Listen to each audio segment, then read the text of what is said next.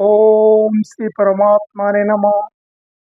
त्वमेव माता च पिता त्वमेव त्वमेव बन्धुश्च सखा त्वमेव विद्या द्रविणं त्वमेव त्वमेव सर्वं मम देव देव।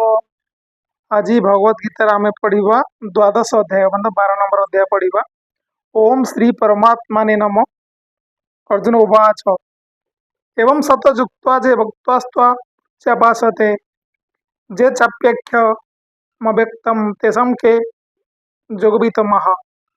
अर्जुन पचारे जे अन्य प्रेमी भक्त माने पूर्वोक्त प्रकार निरंतर आपण भजन ध्यान रे लागी रही आपण को अर्थात सगुण रूप परमेश्वर को भजन करती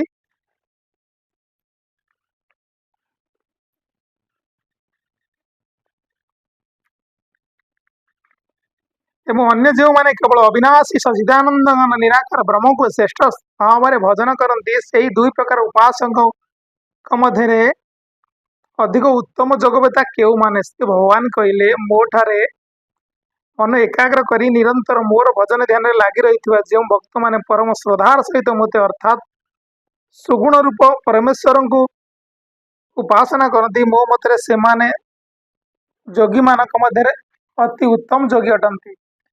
परंतु जो पुरुष माने इंद्रिय समुदाय को भल रूपे वश करी मन बुद्धि अतीत सर्वव्यापी अनिवार्चनीय स्वरूप एक सदा एकरस होई रहुथिबा नित्य अचल निराकार अविनाशी सचिदानंद परम ब्रह्म को निरंतर एक भाव ध्यानरत होई भजंती समस्त प्राणी को हितरे रत और समस्त समान भाव रखुवा से जोगी माने मोते ही प्राप्त हुंती।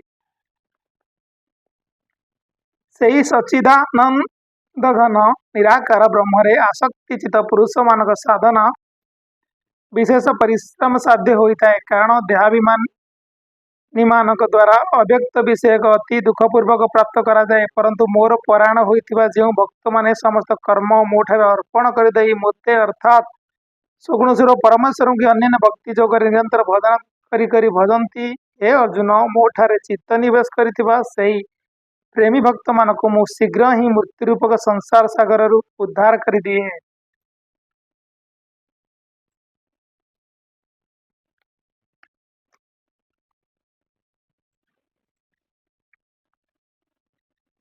तेणु तुम्हें मोठारे ही मन लगाओ मोठारे ही बुद्धि लगाई दियो ताहले तुम्हें जे मोठारे ही निवास करिवे एथरे कोनोसी संदेह नहीं। जदि तुम्हें मोठारे दृढ़ रूपे चित्त स्थापन करने को समर्थ न हो तेबे हे अर्जुन अभ्यास रूपी जोग द्वारा मते पाइबाकू इच्छा कर। जदि तुम्हें उपरोक्त अभ्यास करिवारे मध्य असमर्थ हो तेबे केवल मो पई कर्म करिवार ही परायण हुओ मो पई एपरि कर्म करू करू मध्य तुम्हें मते पाइबा रूपक सिद्धि लाभ करि परिबो। यदि मोर प्राप्ति रूपक जोगरे आश्रित होई उपरोक्त साधना करिवार मध्य तुम्हें असमर्थ अट तेबे संजतात्मा होई अर्थात मन बुद्धि आदि पर विजय लाभ करी समस्त कर्म फल त्याग कर। मर्म न जानी करा जाउथिबा अभ्यास अपेक्षा ज्ञान श्रेष्ठ ज्ञान ठारू मोर परमेश्वर स्वरूप ध्यान श्रेष्ठ एवं ध्यान अपेक्षा सबु कर्मर फल त्याग श्रेष्ठ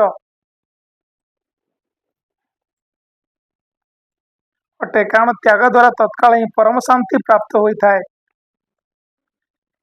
जो पुरुष सकल भूतों ठारे दोष रहित निस्वार्थ भाव समस्त प्रेमी अहेतुक दयालु तथा ममता रहित अहंकार रहित सुख दुख प्राप्ति रे समोह क्षमाशील अर्थात अपराधी को भी अभय प्रदान करती। पुणी जो जोगी निरंतर संतुष्ट रहती मन और इंद्रिय मान सहित शरीर को वश कर रखि था जे मोठारे दृढ़ निश्चय होता मोठारे मन बुद्धि अर्पण कर से भक्त मोर प्रिय अटंती। जहाँ द्वारा कौन भी जीव उद्विग्न हुए नहीं कि से निजे कौन जीव हेतु उद्विग्न होती नहीं तथा जे हर्ष अमर्ष भय उद्विगादि रहित से भक्त मोर प्रिय अटंती। हे जे आकांक्षा रहित बाहर और भीतर शुद्ध दक्ष पक्षपात रहित और दुखर मुक्त अटंती से सर्वराम त्यागी भक्त मोर प्रिय जे केबे हर्षित हुंती नहीं दोष करती नहीं शोक करती नहीं कि कामना करती नहीं तथा जे कि शुभ कि अशुभ सकल कर्म त्यागी अटंती से भक्तिमान पुरुष मोर प्रिय जे शत्रु मित्र ठारे ଓ ମାନ ଅପମାନର ସମ ତଥା ଶୀତ ଉଷ୍ଣ ସୁଖ ଦୁଃଖାଦି ଦ୍ୱନ୍ଦ୍ୱରେ ସମ ଏବଂ ଆସକ୍ତି ରହିତ ଯେ ନିନ୍ଦା ସ୍ତୁତିକୁ ସମାନ ବୋଲି ଦେଖନ୍ତି, ଯେ ମନନଶୀଳ ଏବଂ ଯେକୌଣସି ପ୍ରକାର ଶରୀର ନିର୍ବାହ ହେବାରେ ବି ସଦା ହିଁ ସନ୍ତୁଷ୍ଟ ରହନ୍ତି, ବାସସ୍ଥାନ ପ୍ରତି ମମତ୍ୱ ଓ ଆସକ୍ତିରୁ ରହିତ ଅଟନ୍ତି, ସେହି ସ୍ଥିର ବୁଦ୍ଧି ଭକ୍ତିମାନ ପୁରୁଷ ମୋର ପ୍ରିୟ ଅଟନ୍ତି। ପରନ୍ତୁ ଯେଉଁ ଶ୍ରଦ୍ଧାଯୁକ୍ତ ପୁରୁଷମାନେ ମୋର ପରାୟଣ ହୋଇ ଉପରୋକ୍ତ ଧର୍ମମୟ ଅମୃତକୁ ନିଷ୍କାମ ପ୍ରେମ ଭାବରେ ସେବନ କରନ୍ତି, ସେହି ଭକ୍ତମାନେ ମୋର ଅତିଶୟ ପ୍ରିୟ ଅଟନ୍ତି। ओम तस्य श्रीमद्भगवद्गीता ब्रह्म विद्या में योगशास्त्री सुगुणार्जुन संवादे अभिनाम द्वादश अध्याय आज द्वादश अध्याय सरिला। नमस्कार समस्ते भी घरे भगवद गीता पढ़ते बहुत भल।